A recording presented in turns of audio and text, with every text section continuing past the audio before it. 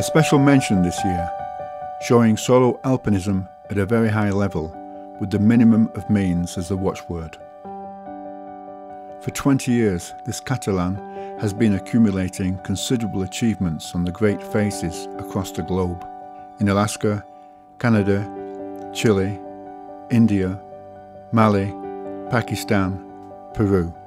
For the most part, the walls that she climbed were void of all human trace. Uncompromising on her own ethical code, she left alone in these isolated regions, for the most part totally self-dependent, without GPS, without weather forecasts, without any form of communication.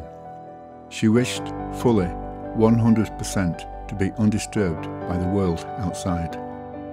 These acts of bravery and determined resolution call for days and weeks in the mountains.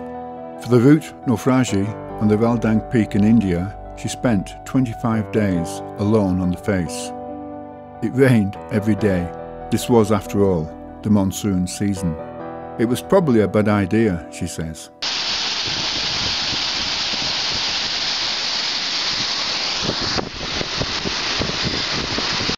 In Chile, in 2012, she started by fixing the first 350 meters of rope. She then cast off for 32 days on the face.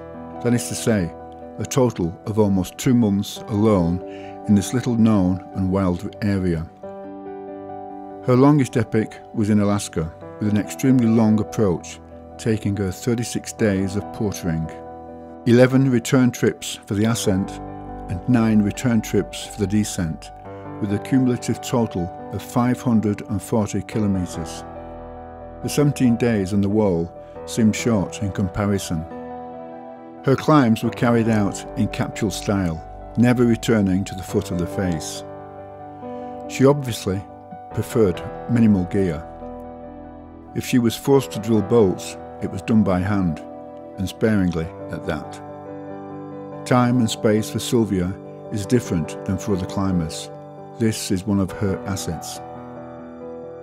Even after 2 decades of effort and self-sacrifice, she preserves an astonishing willpower.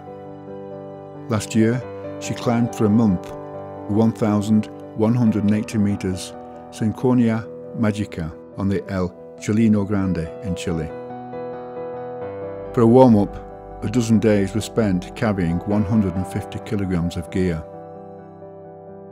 The famous Patagonian winds are not a myth.